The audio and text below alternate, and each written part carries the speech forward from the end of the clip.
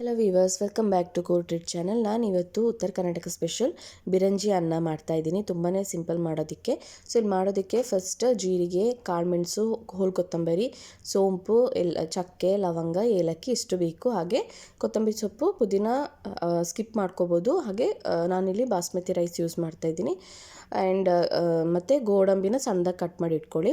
So ಇದನ್ನೆಲ್ಲ ಈಗ dry masala fry ಮಾಡ್ಕೋಬೇಕು.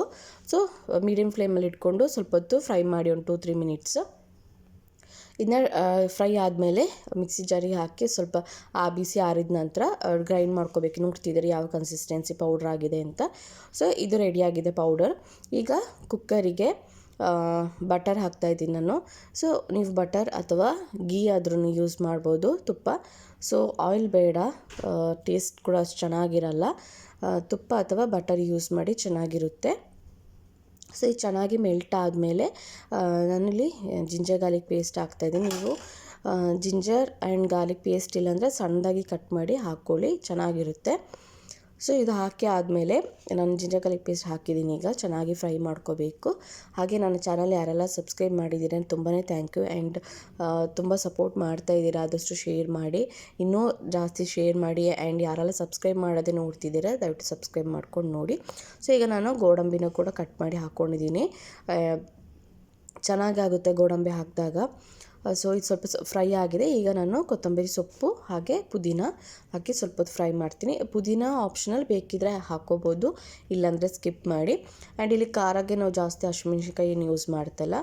ನಿಮಗೆ ಖಾರ ಜಾಸ್ತಿ ಬೇಕು ಅಂತಾದರೆ ಕಾಳು ಮೆಣಸು ಇದೆ, ಕ್ವಾಂಟಿಟಿ ಜಾಸ್ತಿ ಹಾಕ್ಕೊಳ್ಳಿ. ಸೊ ಇದು ಹಾಕಿ ಆದಮೇಲೆ ಗ್ರೈಂಡ್ ಮಾಡಿ ಇಟ್ಕೊಂಡಿರುವಂತಹ ಮಸಾಲನೂ ಕೂಡ ಆ್ಯಡ್ ಮಾಡ್ತಾಯಿದ್ದೀನಿ. ಸೊ ಇಲ್ಲಿ ನೋಡ್ತಿದ್ರೆ ಮಸಾಲ ಆ್ಯಡ್ ಮಾಡಿ ಆದಮೇಲೆ ಚೆನ್ನಾಗಿ ಫ್ರೈ ಮಾಡ್ಕೋಬೇಕು.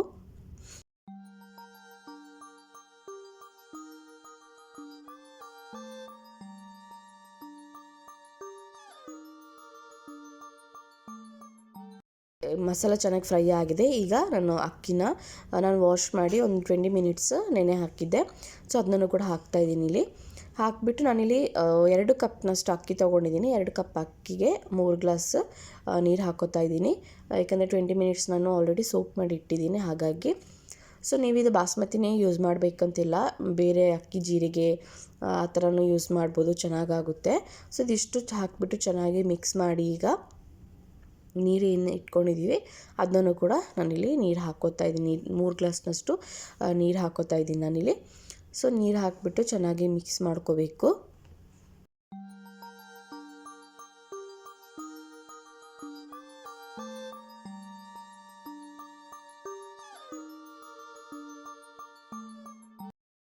ಮಿಕ್ಸ್ ಆದ ನಂತರ ನಾನು ರುಚಿ ತಕ್ಕಷ್ಟು ಉಪ್ಪು ಹಾಗೆ ಸ್ವಲ್ಪ ನಿಂಬೆ ರಸ ಹಾಕ್ತಾಯಿದ್ದೀನಿ.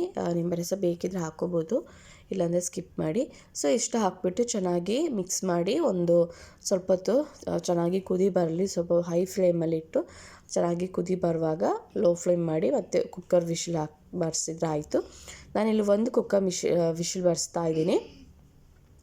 ಆ್ಯಂಡ್ ಇದು ನೋಡ್ತಿದ್ದೀರಾ, ನಾನು ಮೀಡಿಯಮ್ ಫ್ಲೇಮಲ್ಲಿ ಇಟ್ಟಿದ್ದೀನಿ. ಈಗ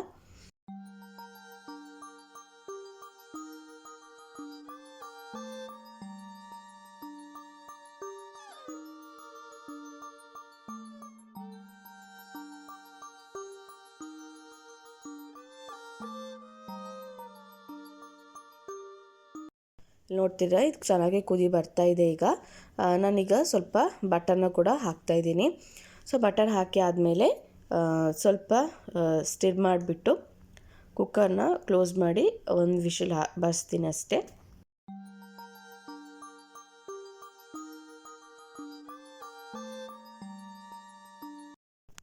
ಕುಕ್ಕರ್ ವಿಶಿಲ್ ರೆಡಿಯಾಗಿದೆ. ಸೊ ಬಿರಂಜಿ ಅನ್ನ ರೆಡಿಯಾಗಿದೆ. ರೆಸಿಪಿ ಟ್ರೈ ಮಾಡಿ ಹೇಗಿತ್ತು ಅಂತ ತಿಳಿಸಿ. ಈ ರೆಸಿಪಿಗೆ ನಿಮಗೆ ಬದನೆ ಎಣ್ಣೆಗಾಯಿ ಅಥವಾ ಚಿಕನ್ ಕರಿ ಕೂಡ ಚೆನ್ನಾಗಾಗುತ್ತೆ. ಸೊ ಟ್ರೈ ಮಾಡಿ, ಇಷ್ಟ ಆದರೆ ಲೈಕ್ ಮಾಡಿ, ಶೇರ್ ಮಾಡಿ, ಕಮೆಂಟ್ ಮಾಡಿ. Thank you for watching core treat channel. ಹೀಗೆ ಸಪೋರ್ಟ್ ಮಾಡಿ ಆದಷ್ಟು. ಆ್ಯಂಡ್ ಈ ರೆಸಿಪಿ ನೀವು ಟ್ರೈ ಮಾಡಿ, ತುಂಬಾ ರುಚಿಯಾಗಿರುತ್ತೆ. ಹೇಗಿತ್ತು ಅಂತ ತಿಳಿಸಿ. Thank you for watching core treat channel.